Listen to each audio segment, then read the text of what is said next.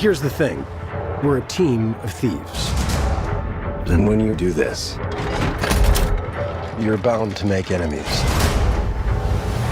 Welcome to the channel. Today we're going to be discussing Dungeons & Dragons, Honor Among Thieves. Now I'm going to just come out right out and be honest that I have never played Dungeons & Dragons. I don't know too much about it. I just saw this film on Paramount Plus and I was like, why not give it a watch? It looks kind of interesting. So that's kind of just going into this film review. I'm not going to go in deep into the lore and all of the inter details of the film. I'm just going to review it from my stance of what I thought about it, and maybe that's the same thing that you're going through. Maybe you haven't done anything with Dungeons & Dragons before, but you're just curious what this movie was like.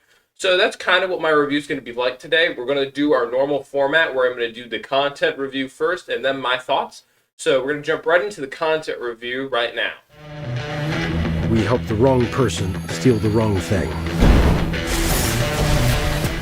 Alright, so for violence content, this film can be pretty violent. There's these things called red wizards who they use witchcraft to kill and harm other human beings and other species as well as there's also one of the main characters that's a hero uses witchcraft as well. He doesn't usually use it for violence, but it's just this entire world uses magic and it's used as a weapon. So you do have that throughout the film.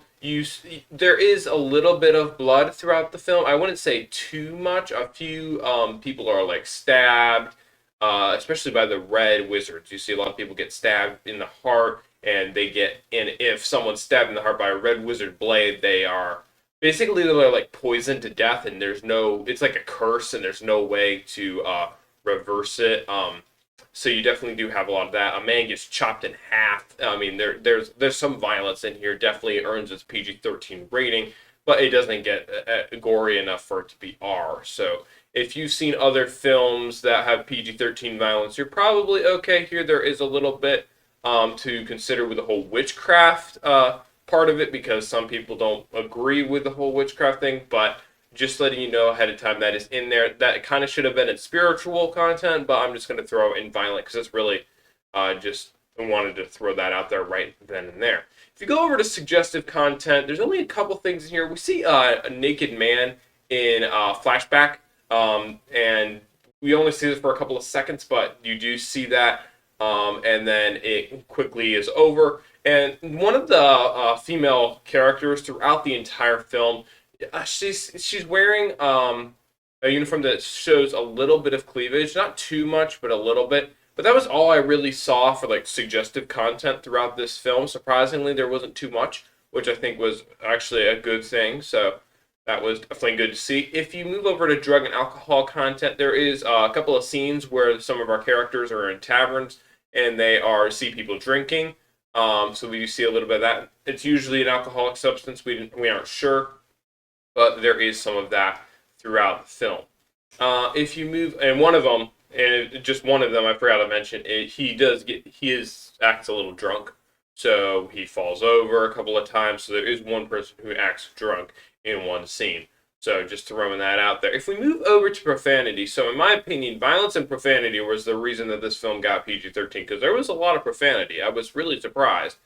There was some B words, D words, S words, H words. They weren't there weren't too many of them, so they were kind of scattered throughout the film. But there were a couple of them each, and then we do also get one use of the F-bomb in this film. So do pay attention to that if that's something you don't want to hear in a film. Now I'm going to jump into my thoughts for the film, and we're just going to discuss what I thought about the film overall as a film, and then what I thought about like the plot and stuff. What is it exactly that you bring to this? I'm a planner. I make plans. You've already made the plan, so If the existing plan fails, I make a new plan. you make plans that fail. No, He also plays the lute. not really. So I really do like Edgin Darvis, Chris Pine's character. I think he's really funny. I do think that they did a really good job introducing him in the beginning. He's in a prison, and he's got to kind of like tell his backstory to see if he could be granted a pardon to leave the jail he's in. I think that he's really got a great storyline. of how he lost his wife and he wants to bring her back with a magic tablet. So he goes and tries to get that tablet, but at the expense of possibly leaving his own daughter behind, and which he does because he gets caught, and he feels bad about that. He really wants to make it up to his daughter. So he's constantly trying to prove to his daughter that he was trying to do it for them, but in the end he realizes that he was trying to do it for himself because he wanted to bring his wife back, and people around him just kept telling him he kind of just needed to let her go and focus on his daughter. So I think that was a really interesting part. I really think that brought the importance of family and understanding that there's grief when we lose people, but it's best to try to move on and understand that they would want you to move on, because I'm sure if Edgin's wife was brought back from the grave, she would have wanted him to be focusing on their daughter rather than trying to bring her back. So I thought that was really interesting. I enjoy watching the team as they slowly have to recruit each other, and then they've got funny gags. There's a couple of funny jokes throughout the film. If you move over as well to just the plot overall, I think that it was a decent plot. I don't think that they there wasn't really many plot holes that I found. Of course, I don't know too much about the lore of Dungeons and Dragons, but I do think that overall it was an entertaining film. The plot was entertaining enough; it kept my attention span, and it wasn't really boring. It really moved at a steady pace, and the acting was pretty decent.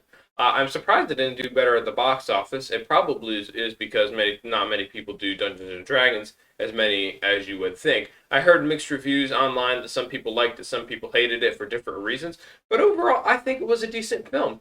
I think it deserves probably about a 7 out of 10 for me, and that's just because of the violence and some of the witchcraft and profanity that I knock it a little lower than usual. But overall, I think it's a decent film. If you're a Dungeons and Dragons fan, or you're just looking for a film that's action-adventure, it works both ways for me. Be warned.